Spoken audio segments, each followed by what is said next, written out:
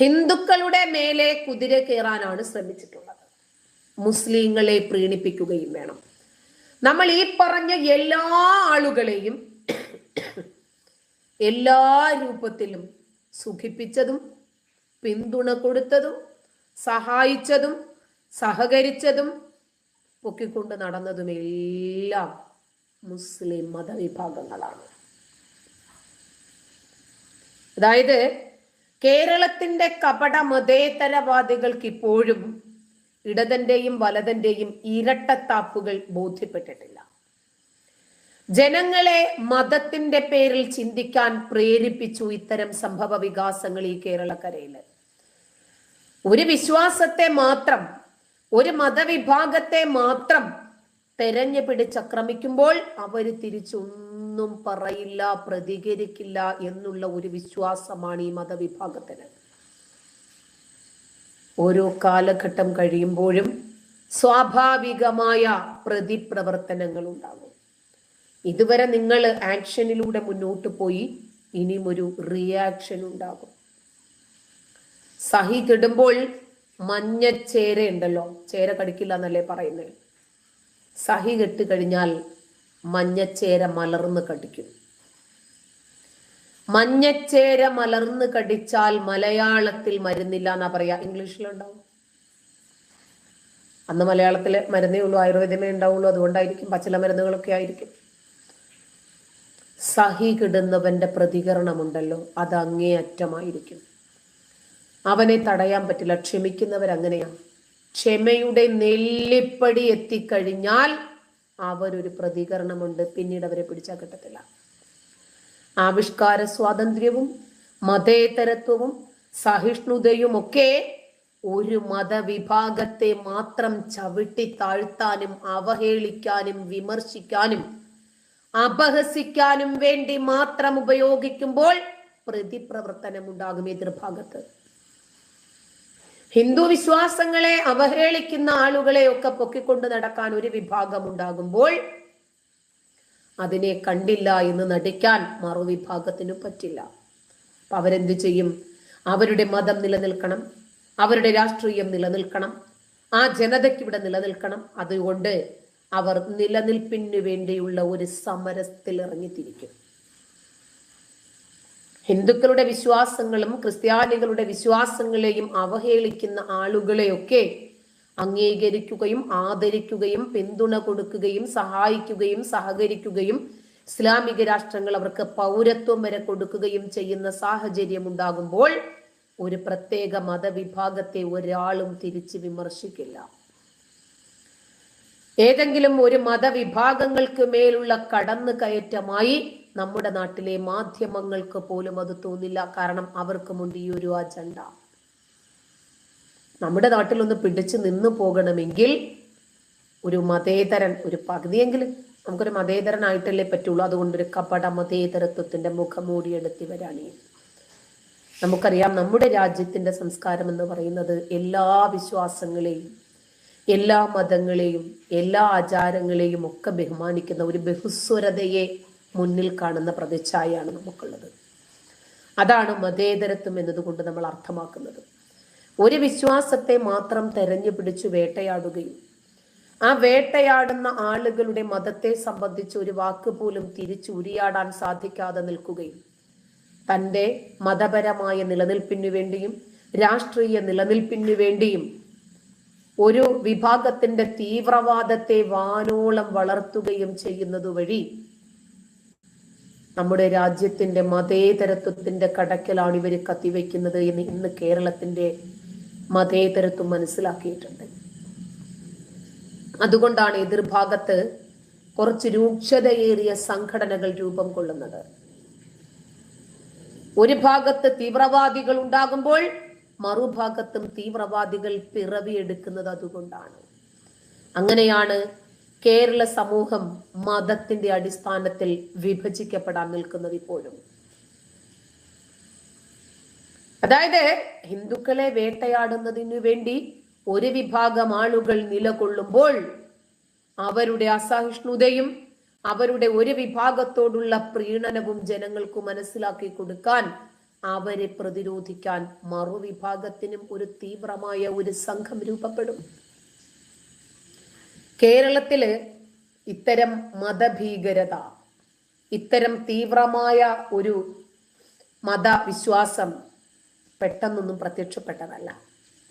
നമ്മുടെ നാട്ടില് മാറി മാറി വന്ന സർക്കാർ ജനങ്ങളെ ഭരിക്കുന്നതിനു വേണ്ടി ഒരു പ്രത്യേക മതവിഭാഗത്തെ പ്രീണിപ്പിച്ച് നിർത്തി അവരിലെ മത തീവ്രവാദം വളർത്തി. പിന്തുണയ്ക്ക് സജീവമായി പ്രത്യക്ഷത്തിൽ വന്നിട്ടില്ലെങ്കിൽ പോലും മൗനിയായാലും മതിയല്ലോ, മൗനം സമ്മതമെന്നാണല്ലോ. അതിന്റെ മറവിൽ ഇവിടെ തീവ്രവാദം തഴച്ചു വളരുകയായിരുന്നു. ഓരോ തവണയും മതേതരത്വത്തിന് വേണ്ടി മുദ്രാവാക്യം മുഴക്കുകയും പ്ലക്കാർഡുകൾ ഉയർത്തിപ്പിടിക്കുകയും ചെയ്തപ്പോൾ മറുഭാഗത്ത് മതതീവ്രവാദത്തെ തഴച്ചു വളർത്തുകയായിരുന്നു. അങ്ങനെയാണ് ഒരു പ്രത്യേക മതവിശ്വാസത്തിന്റെ ആവശ്യങ്ങൾ ആദ്യം പരിഗണിക്കാൻ സർക്കാരുകൾ മുന്നിട്ട് വന്നത്. നമ്മുടെ മതത്തിൽ തന്നെയുള്ള ജനാധിപത്യ മൂല്യങ്ങൾക്ക് നിരക്കാത്ത വസ്തുതകൾ ആരെങ്കിലും തുറന്നു പറഞ്ഞാൽ അവരെ കടന്നാക്രമിക്കാൻ ഒരു ജനവിഭാഗം മുന്നോട്ട് വരാനുള്ള കാരണം നമുക്ക് ഈ നാട്ടിൽ എന്തും പറ്റും. കാരണം നമ്മൾ എന്ത് ചെയ്താലും നമ്മളോട് പ്രതികരിക്കാൻ, നമ്മളോട് കിടപിടിക്കാൻ ഒരാളും വരില്ല. ഭരണവർഗവും വരില്ല, പ്രതിപക്ഷവും വരില്ല. ആ ഒരു ചിന്ത ഇവരുടെ ഉള്ളിലുണ്ട്.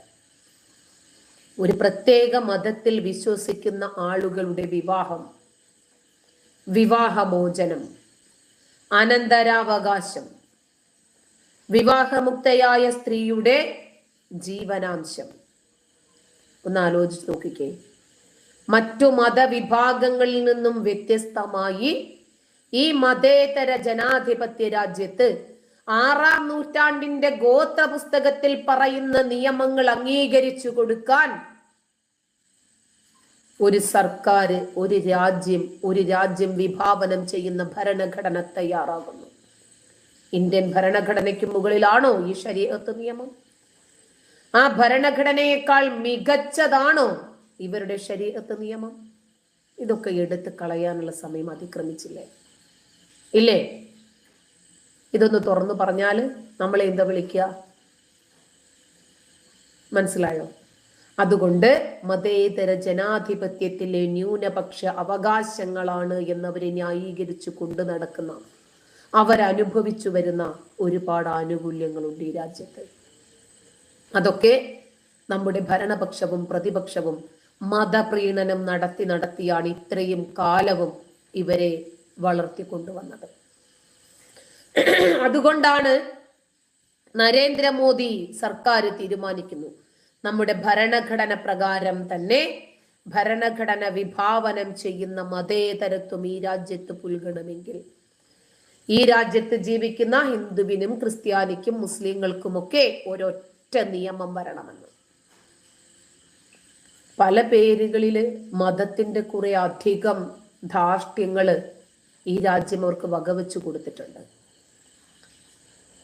അതിൽ പിടിച്ചിട്ടാണ് ഇവർ മറ്റുള്ള ഓരോരോ ആനുകൂല്യങ്ങളും നേടിയെടുത്തിട്ടുള്ളത്. മതവാദവും രാഷ്ട്രീയത്തിന്റെ അകത്തെ മതസ്വാധീനവും വളരെ വ്യക്തമായി നമുക്കിന്നു മനസ്സിലാകുന്നു.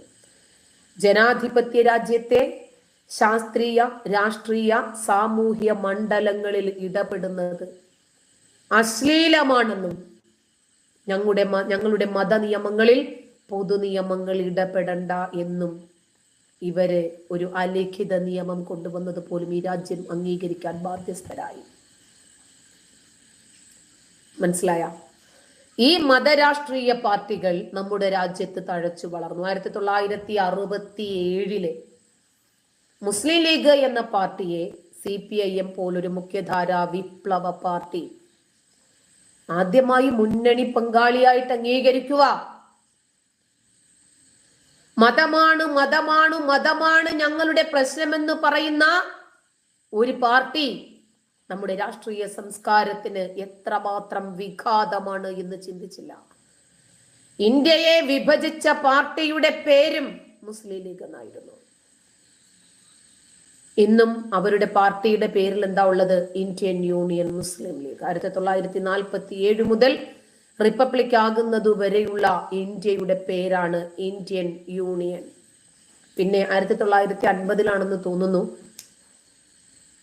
അതാണ് റിപ്പബ്ലിക് ആയല്ലോ. ആ സമയത്ത് പോലും ഇവരുടെ പേരില് ഇന്നും അന്നു മുതൽ ഇന്നു വരെ ആ പേരിനൊരു കോട്ടവും സംഭവിച്ചിട്ടില്ല.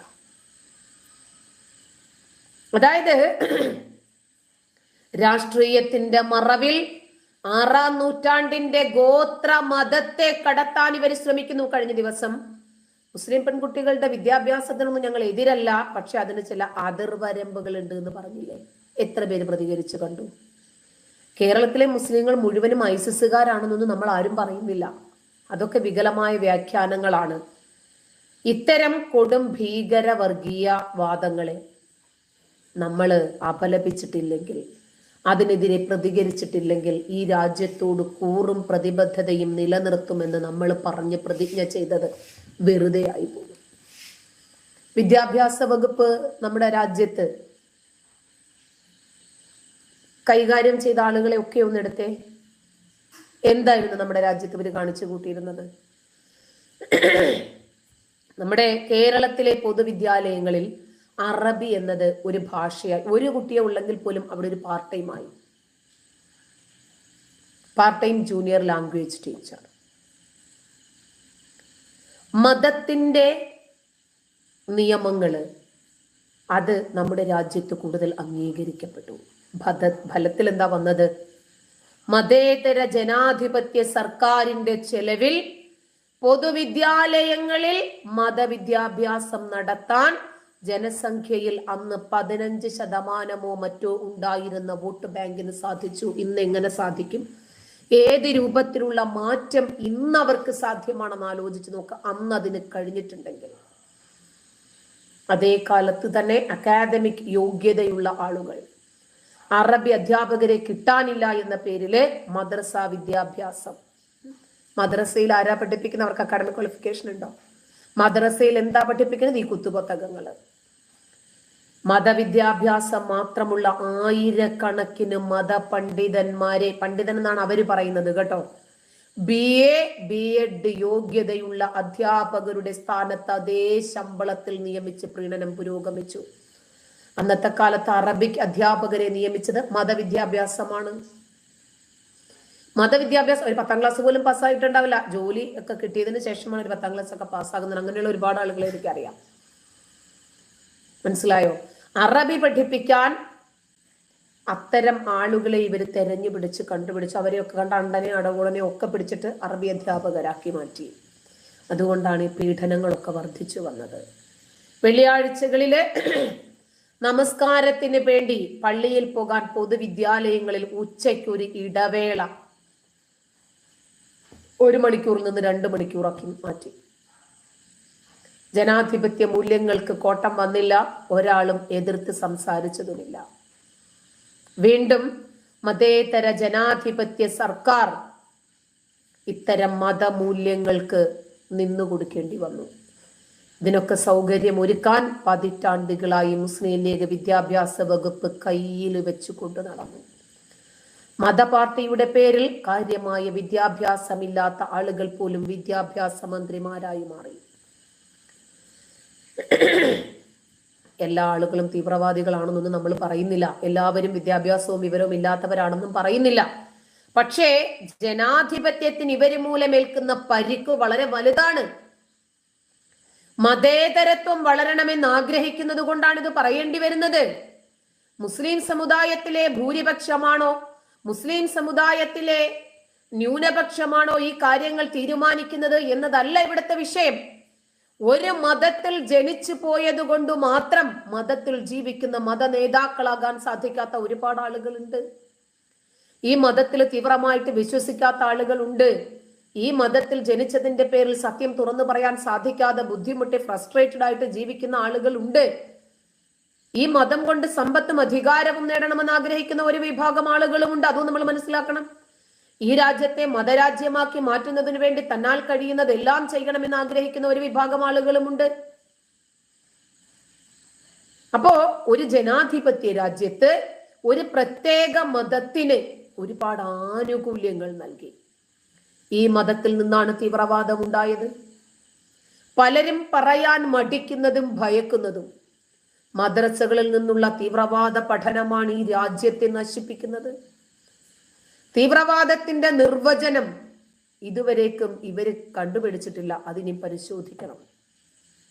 രാജ്യത്തെ നിയമനിർമ്മാണ സഭയിലെ ജനപ്രതിനിധികളുണ്ടല്ലോ, അവര് നിർമ്മിക്കുന്ന നിയമത്തെക്കാൾ മതനിയമങ്ങളാണോ മികച്ചത്, അതോ ഈ രാജ്യത്തിന്റെ ഭരണഘടനാ മൂല്യങ്ങളാണോ എന്ന് ഇനിയെങ്കിലും കണ്ടെത്തിയിട്ടില്ലെങ്കിൽ നമ്മുടെ രാജ്യം ഒരു മാപ്പിളസ്ഥാനായി മാറുന്നത് മാത്രം പ്രതീക്ഷിച്ചാൽ മതി.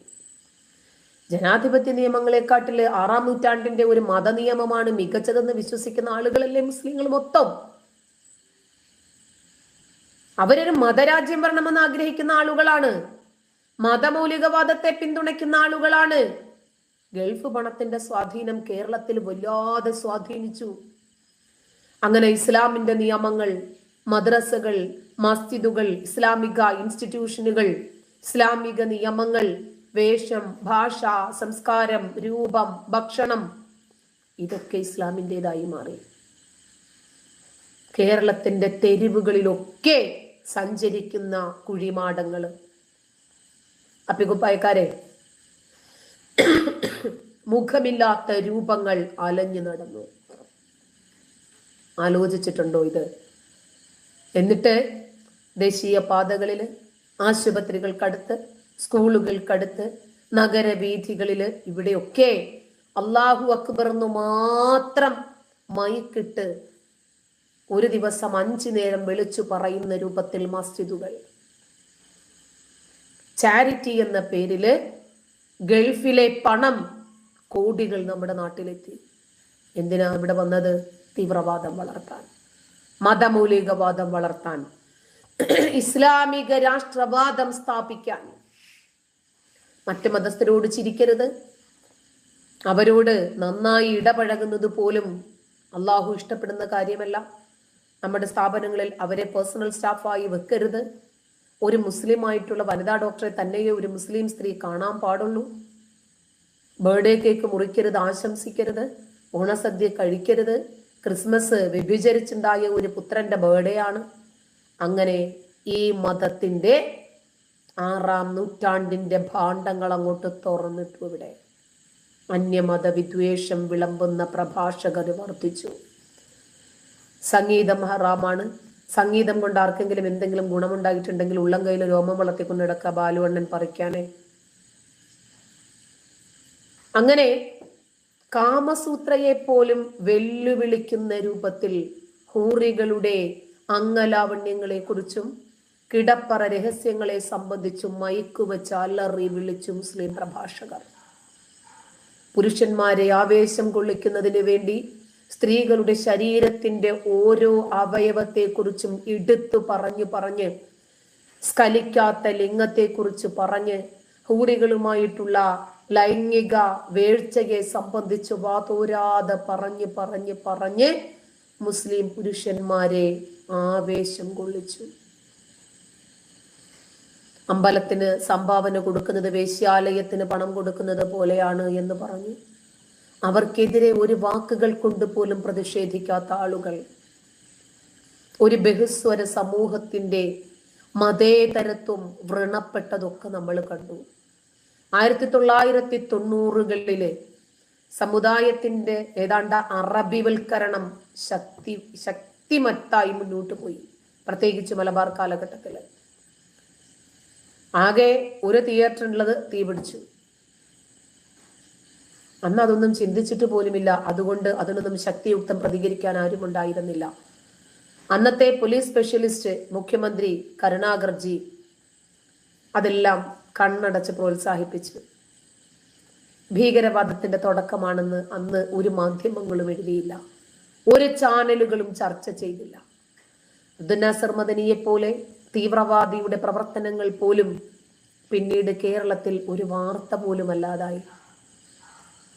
ലജ്ജയില്ലാതെ നമ്മുടെ നാട്ടിലെ നവോത്ഥാന പ്രേമികള് അവരുമൊക്കെയായി ഫോട്ടോ എടുക്കാനും അവരുമായി വേദി പങ്കിടാനും അവർക്ക് പൂമാലയിട്ട് സ്വീകരണം കൊടുക്കാനും ഒക്കെ മത്സരിച്ചു. അങ്ങനെ ഒരു തീവ്രവാദിയെ, അങ്ങനെയാണ് നമ്മുടെ നാട്ടിലെ യുവാക്കളിൽ ഇസ്ലാമിക രാഷ്ട്രബോധം വളരുന്നത് തന്നെ. ഇസ്ലാമിലെ തീവ്രവാദത്തിന്റെ തിരി കൊളുത്തപ്പെട്ടത് അങ്ങനെയാണ്. ഒരു സാമുദായിക നേതാവ് എന്ന നിലയിൽ അദ്ദേഹം തഴച്ചു വളർന്നു.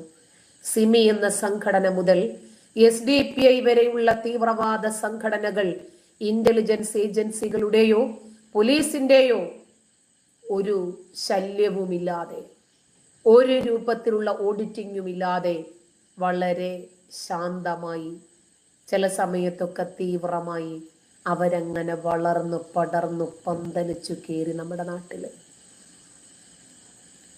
റമദാനിൽ ഉച്ചക്കഞ്ഞി വിതരണം തടസ്സപ്പെട്ട സർക്കാർ സ്കൂളുകളുണ്ട്. ആ കാലഘട്ടത്തില് കഴിക്കേണ്ടാത്ത ആളുകൾ, നോമ്പ് പിടിക്കുന്ന ആളുകൾ കഞ്ഞി വാങ്ങണ്ട. എന്തിനാണെന്നറിയാമോ? ഒരു മതത്തിന്റെ വിശ്വാസം വ്രണപ്പെടരുത്. അതുകൊണ്ടാണ് ഈരാറ്റുപേട്ടയല്ലേ കോർപ്പറേഷൻ ഓഫീസിൽ നോമ്പ് തുറക്കാൻ വേണ്ടിയിട്ട് ബാങ്ക് വിളിച്ചത്. ഏതുവരെ എത്തിയെന്ന് ചോദിക്കുക. റമദാനിൽ മലബാർ പ്രദേശങ്ങളിൽ ഹോട്ടലുകൾക്ക് വ്യാപകമായി അടപ്പാണ്. ഹലാൽ, എല്ലാത്തിലും ഹലാല് വന്നു. ഭൂരിപക്ഷത്തെയും ന്യൂനപക്ഷ അവകാശങ്ങളുടെ പേരിൽ അവഗണിക്കപ്പെട്ടു. കേരളത്തിലെ ചില പ്രദേശങ്ങള് മുസ്ലിം ഭൂരിപക്ഷ പ്രദേശമാണ് എന്നിപ്പോൾ ദാ ഉയർന്നു വരുന്നു മറ്റൊരു വാദം. ഇങ്ങനെ അഹങ്കാരത്തോടെ ഈ മതേതര രാജ്യത്ത് അവകാശപ്പെട്ടപ്പോൾ ഇസ്ലാമിന്റെ ഒരു കുസൃതിയാണ് എന്ന് സ്നേഹത്തോടെ പറഞ്ഞ് അതിൻ്റെ പിന്നിൽ ഒളിച്ചിരുന്ന ഭീകരതയെ, തീവ്രവാദ മുഖത്തെ, ജനാധിപത്യത്തിന്റെ ഘാതകരെ നമ്മളാരും അന്ന് തിരിച്ചറിഞ്ഞില്ല. ജനാധിപത്യ നിയമം ചൂഷണം ചെയ്ത് കുടുംബാസൂത്രണത്തെ പൂച്ഛിച്ചവർ മണ്ഡല പുനഃക്രമീകരണം വഴി മറ്റ് ജില്ലകളുടെ MP-യെയും MLA സ്ഥാനങ്ങളെയും ഒക്കെ അപഹരിച്ചു കൊണ്ടുവന്നു. മൗനികളായ ഒരു വിഭാഗം ആളുകൾ. കാരണം അതിനെ സംബന്ധിച്ച് നമുക്ക് സംസാരിക്കേണ്ടതില്ലെന്ന് മനസ്സിലായി. 1973 കഴിഞ്ഞപ്പോൾ ഒരു പുനഃക്രമീകരണ കമ്മീഷൻ വന്നു. കുടുംബാസൂത്രണ പരിപാടിക്ക് തിരിച്ചടിയാകരുത് എന്ന് തന്നെയായിരുന്നു അതിന്റെയും ലക്ഷ്യം. 2002 കമ്മീഷനെ വീണ്ടും നിയമിക്കുന്നു. കഴിഞ്ഞ ക്രമീകരണത്തിൽ 2006 10ഓളം അസംബ്ലി സീറ്റുകൾ മുസ്ലിം ഭൂരിപക്ഷ പ്രദേശങ്ങൾ അധികമായി നേടി. 1ഉം 2ഉം സീറ്റുകൾക്ക് ഭരണം തീരുമാനിക്കപ്പെട്ടു. ഇപ്പോ വലിയ ഒരു സംഖ്യ തന്നെയാണ്. 2021 സെൻസസിന് ശേഷം ഇനി ഒരു മണ്ഡല പുനഃക്രമീകരണം വന്നാൽ അതോടുകൂടി മുസ്ലിം ലീഗ് അല്ലെങ്കിൽ SDPI ഇല്ലാതെ കേരളത്തിൽ ആർക്കും കേവല ഭൂരിപക്ഷം നേടാൻ സാധിക്കില്ല എന്ന നില പോലും വരാം. ഇനിയും സർക്കാർ ചെലവിൽ മതം വളർത്താൻ അറബിക് യൂണിവേഴ്സിറ്റി തുടങ്ങാനുള്ള നീക്കം ഉടനെ തന്നെ ആരംഭിക്കുന്നു എന്ന് കേൾക്കുന്നു. ഇന്ത്യ വിഭജനത്തിന്റെ പ്രഭവ കേന്ദ്രം ഒരു ഇസ്ലാമിക യൂണിവേഴ്സിറ്റി ആയിരുന്നു എന്നത് തൽക്കാലം നമുക്ക് എങ്ങും ആരോടും പറയണ്ട. ഇനി ഇസ്ലാമിക് ബാങ്ക് കണ്ണൂര് വരുന്നുണ്ട്. വെച്ചു കൊടുക്കണം, വക വെച്ചു കൊടുക്കണം. ഇസ്ലാമിലെ മിതവാദികൾ എന്ന് സ്വയം അവകാശപ്പെടുന്ന ഇന്ത്യൻ യൂണിയൻ, മുസ്ലിം ലീഗ് പോലെയുള്ള തീവ്ര ഇസ്ലാമിസ്റ്റുകളായ SDPI, പോപ്പുലർ ഫ്രണ്ട് തുടങ്ങിയവരുമൊക്കെ ഇവരാരും വ്യത്യസ്തരല്ല. ഇവരുടെയൊക്കെ മുഖം ഒന്നാണ്, ഇവരുടെയൊക്കെ ആശയം ഒന്നാണ്, ലക്ഷ്യം ഒന്നാണ്. ആശയ തലത്തിൽ നോക്കിയാലും രാഷ്ട്രീയ തലത്തിൽ നോക്കിയാലും ലക്ഷ്യത്തിൽ നോക്കിയാലും മാർഗത്തിൽ നോക്കിയാലും ഒന്ന് തന്നെ. മതമാണ് മതമാണ് മതമാണ് ഞങ്ങളുടെ പ്രശ്നം എന്ന് മുദ്രാവാക്യം. മനസ്സിലായോ? രാഷ്ട്രീയം വേണം, മതമായിരിക്കണം അടിസ്ഥാനം. ഈ മതത്തിന് പ്രത്യേക അവകാശങ്ങളുണ്ട്, അർഹതകളുണ്ട്. ഇസ്ലാമിക നിയമങ്ങൾ മതേതര ജനാധിപത്യ സംവിധാനം നിർമ്മിക്കുന്ന നിയമങ്ങൾക്ക് മുകളിലാണെന്നാണ് ഇവരുടെ ആശയം. ഈ ആശയങ്ങൾക്കും ജനാധിപത്യം യോജിച്ചു കൊടുക്കുന്നു. പിന്നെ ബലം പ്രയോഗിക്കാമല്ലോ, അക്രമം നടത്താമല്ലോ, വാക്സിൻ വിരുദ്ധ ക്യാമ്പയിനുകൾ സംഘടിപ്പിക്കാമല്ലോ, അപരിഷ്കൃതമായ ഗോത്ര സംസ്കാരത്തെ നമ്മുടെ നാട്ടിൽ പ്രചരിപ്പിക്കാമല്ലോ. സർക്കാരിന്റെ കർശന നടപടികൾ ഒന്നും ഉണ്ടാകത്തില്ലല്ലോ.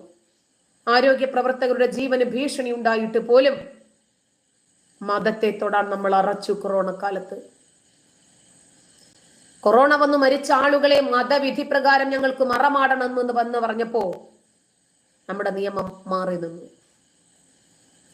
ഈ മതത്തിന്റെ ധാർഷ്ട്യങ്ങൾ ഉണ്ടല്ലോ, പാർശ്വവൽക്കരിക്കപ്പെട്ടവന്റെ അവകാശമാണെന്നാണ് ഒരു വിഭാഗം ആളുകൾ വ്യാഖ്യാനിച്ചത്. അങ്ങനെ ദിനേന ജീവിതത്തിൽ കൂടുതൽ മതവും മതസ്വാധീനവും മതവിശ്വാസങ്ങളും മത ആചാരങ്ങളും മതചിഹ്നങ്ങള് ഇതൊക്കെ കേരളത്തിന്റെ പൊതുസമൂഹത്തിലെ മതേതരത്വത്തെ കാർന്നു തിന്നുകൊണ്ടേയിരുന്നു.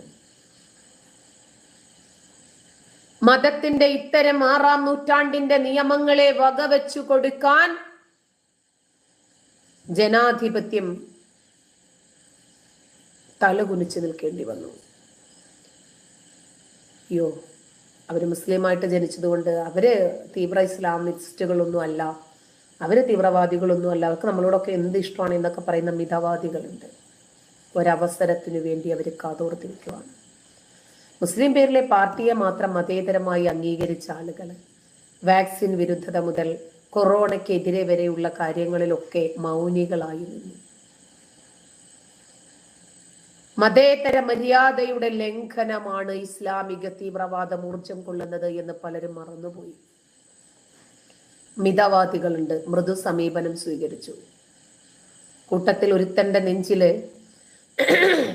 ഇസ്ലാമിക ഭീകരത കത്തി കയറ്റുമ്പോഴും കാക്കി നിക്കറിട്ട വർഗീയതയ്ക്കെതിരെ പോസ്റ്റർ എഴുതി അവര് ആത്മനിർവൃതി കൊള്ളുമായിരുന്നു. ബക്കറ്റ് പിരിവ് നടത്തി പ്രതിഷേധം കരഞ്ഞു തീർക്കേണ്ടെന്ന ഗതികേടിലുമായി.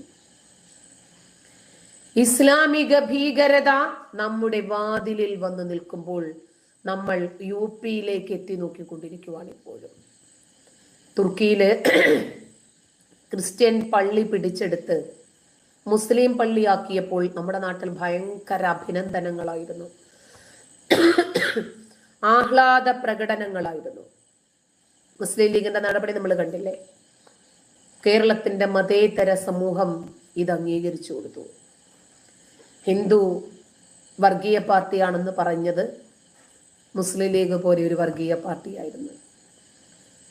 ബാബരി മസ്ജിദ് തകർക്കപ്പെട്ടു. അപ്പോ ആ സമയത്ത് എൻ്റെ ബാബരി, ഞാൻ ബാബരി എന്നൊക്കെ പറഞ്ഞിട്ടിങ്ങനെ നടന്നു. പക്ഷേ നമ്മുടെ നാട്ടിലെ മതേതരത്വം എവിടെയാണ് നിന്നത്, ആരോടൊപ്പമാണ് നിന്നത് എന്നൊന്ന് ആലോചിച്ച് നോക്കിക്കേ. എത്രയെത്ര പാർട്ടികൾ! അതായത് ഓരോ സാഹചര്യങ്ങളിലും ആരോടൊപ്പമാണ് നിൽക്കേണ്ടതെന്നും ആർക്കെതിരെയാണ് നമ്മൾ തിരിയേണ്ടതെന്നും കൃത്യമായി കേരളത്തിലെ ഇടതനും വലതനും പഠിച്ചു പരിശീലിപ്പിച്ചുകൊണ്ടേയിരുന്നു ഈ കേരളക്കരയിൽ.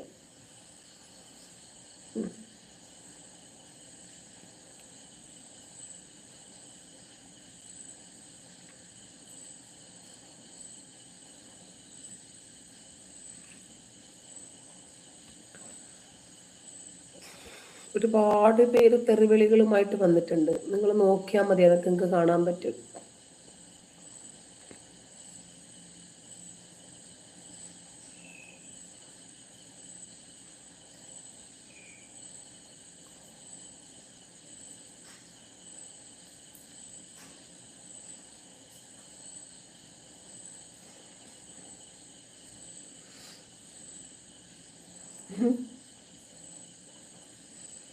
ഹുസ്ന, എന്തടി നിന്റെ ഉമ്മ ചത്താ?